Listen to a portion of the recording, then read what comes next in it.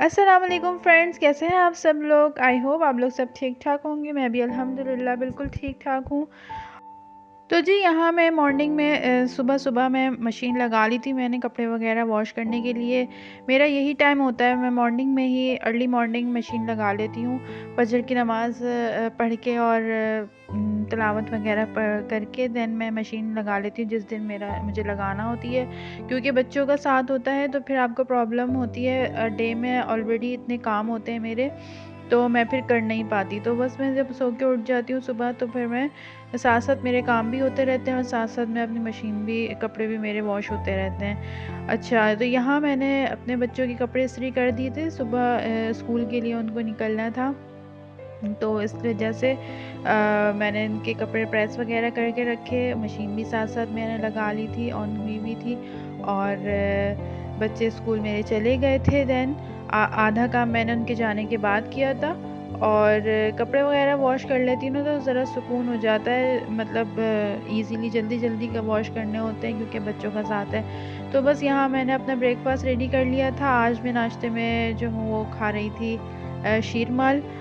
तो कभी कभी मैं अपना एक ब्रेकफास्ट में जो हूँ वो नहीं कर पाती, तो मैं अलग अलग ही प्रेफर करती हूँ कि खाऊं।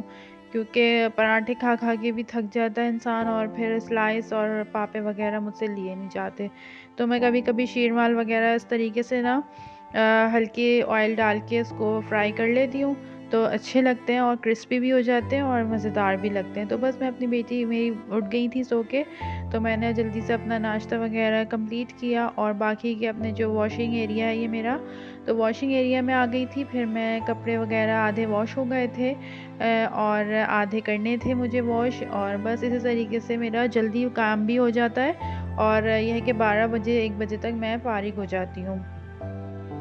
तो बस यही है। और अच्छा, ये मेरा जो है वो कूलर इस तरीके से मैंने बना के रखा हुआ है। ये सिर्फ गर्म पानी के लिए, जैसे हैंड वगैरह वॉश करना हो या बच्चों का साथ होता है तो XYZ बहुत से ऐसे चीज़ों, मतलब बच्चों के हाथ मुंह धुलाना हो या वज़ू करना हो, स्पेशली सर्दियों में वज़ू फिर मुश्किल होता है ठंडे पानी से करना। तो आजकल आपको पता है कराची के हाल, मतलब गैस तो आती ही नहीं है। तो अगर जिसके पास, सेकंड ऑप्शन यही है कि गीज़र अगर ऑन ना हो तो आपके पास अगर एक्स्ट्रा कूलर वगैरह रखा है तो आप लोग भी इस तरीके से देगची में गर्म पानी वगैरह करके जब आपकी गैस आए तो आप इस तरीके से उसको सेव कर सकते हैं और फिर आप इजीली उसको यूज़ कर सकते हैं। तो मेरे अब्बू ने मुझे ये आइडिया बताया था, तो ये मेरा एक कूलर रखा हुआ था, तो मैंने उसको इस पर्पस के लिए निकाल लिया था। क्योंकि आजकल तो यूजुअली घरों में डिस्पेंसर्स हैं, तो मेरे भी घर में वही है, तो मैं वो यूज़ करती हूँ। तो इसमें मैंने इस तरीके से सर्दियों के लिए गर्म पानी करके रख लिया था। यहाँ फिर मैं अपने बाकी के काम वाइंड अप करने लगी थी। बच्चे मेरे आ गए थे स्कूल से।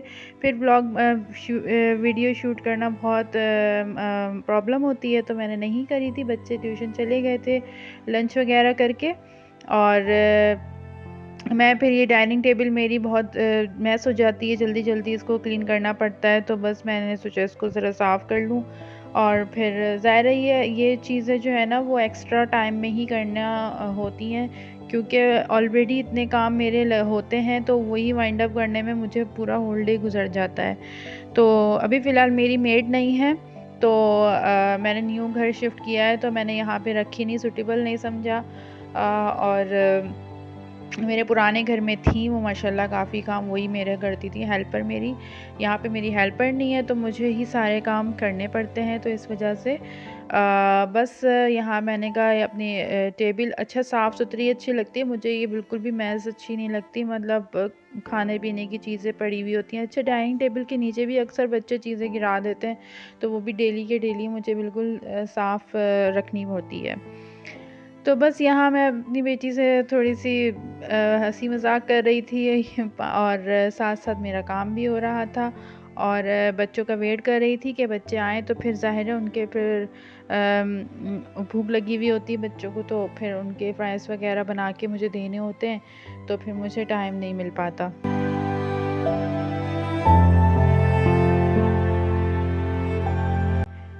देन बच्चे वगैरह आ गए थे और मैंने फ्राइज़ वगैरह बना के दिया रात में, और डिनर वगैरह सब रेडी कर लिया था। हस्बैंड आ गए थे, डिनर कर लिया था हम लोगों ने। और फिर हम लोग का ऐसे ही मूड हुआ बाहर चाय वगैरह पीने जाने का। अक्सर हम लोग चले जाते हैं, दिल चाहता है तो कॉफ़ी पी लेते हैं, यहाँ पे टी वगैरह ऑर्डर कर लेते हैं, तो जाके थोड़ी सी आउटिंग भी हो जाती है और मज़ा भी आ जाता है, थोड़ा सा फ्रेश एयर मिल जाती है।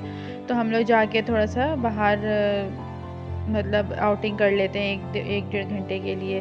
तो बस हम लोग वहाँ चले गए थे और बच्चों को लेके। तो सर्दी तो बहुत ज़्यादा थी और खुला अच्छा जहाँ मेरा है घर वहाँ पे माशाल्लाह से एनवायरनमेंट बहुत ज़बरदस्त है। तो ऐसी आउटडोर प्लेसेस पे जाना भी सही रहता है क्योंकि रश नहीं होता। सबसे अच्छा बेनिफिट यह है कि पैनिक नहीं होता यहाँ पे, इजीली आप जाके और बच्चों के साथ आप बैठ सकते हैं और इस तरह के एनवायरनमेंट में मज़ा भी आता है। तो बस यहाँ पे हम लोग इंजॉय कर रहे थे और हमने टी ऑर्डर कर दी थी, हम वेट कर रहे थे। और बच्चों को तो आपको पता है फिर ऐसी जगह जाके तो एक्स्ट्रा ऑर्डिनरी भूख लगती है और फिर उनकी माननी भी पड़ती है। तो बस यहाँ हम लोगों ने बच्चों के लिए ज़िंगर ऑर्डर कर दिया था, उनका वेट कर रहे थे और हम अपने लिए हमने टी मंगवाई थी और साथ साथ हम लोग बातें वगैरह कर रहे थे। ओके देन मैं यहाँ आप लोगों से एक बात शेयर करना चाहूँगी कि आजकल ना कोई भी किसी के कामयाबी से खुश नहीं है। सब मतलब ज़्यादातर जेलस होते हैं और अगर कोई किसी को देख ले कि वो कामयाबी की तरफ जा रहा है तो बस उसकी टांग खींचने में लगे रहते हैं कि भाई ये क्यों कामयाब हो रहा है, और ना कि वो खुद एफ़र्ट करें और वो उस मंजिल तक पहुँचे। बट नहीं, वो ना तो खुद वो कभी कामयाब हो सकते हैं और ना दूसरों को वो बर्दाश्त करते हैं कि वो कामयाब हो। और उनको ये बात समझनी चाहिए कि हर एक का नसीब अल्लाह ने लिखा होता है और आप क्यों किसी के नसीब से जेलस हो रहे हो। अल्लाह ने उसको नवाजा है तो अल्लाह अपने ख़जानों से ही नवाज रहा है, आपसे लेके तो नहीं उसको नवाज रहा ना। तो ना कि खुश होना चाहिए, आप उसकी खुशी में खुश हो कि भाई बंदा सक्सेस हो रहा है, मिल रही है, उसको कामयाबी मिल रही है तो अच्छा है। आप भी खुश हो उसके खुश होते नहीं हैं और मज़ीद जेलस होते हैं, हसद की निगाह से देख रहे होते हैं। मतलब क्यों आप क्यों किसी की खुशियों में हसद कर रहे हो, कीना कर रहे हो, बुग़्ज़ रख रहे हो और माशाल्लाह नहीं कहते किसी भी चीज़ पे। तो भाई आप अल्लाह से डरें, अल्लाह का खौफ हर एक के दिल में होना चाहिए।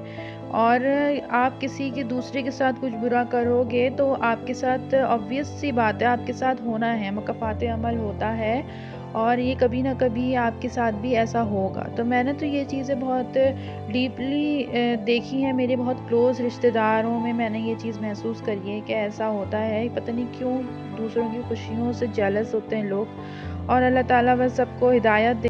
तो बस यहाँ बच्चों का ऑर्डर आ गया था, ज़िंगर वगैरह सब ने खा लिया था, हमने चाय भी पी ली थी। तो बस आज का व्लॉग मेरा यहीं तक था। आई होप आप लोगों को पसंद आया होगा और अगर पसंद आया हो तो लाइक शेयर कमेंट और सब्सक्राइब लाजमी कर दीजिएगा। अपनी दुआओं में याद रखिएगा और खुश रहें और फिर मिलूँगी इंशाल्लाह किसी अच्छे न्यू व्लॉग के साथ। टिल देन अल्लाह हाफ़िज़।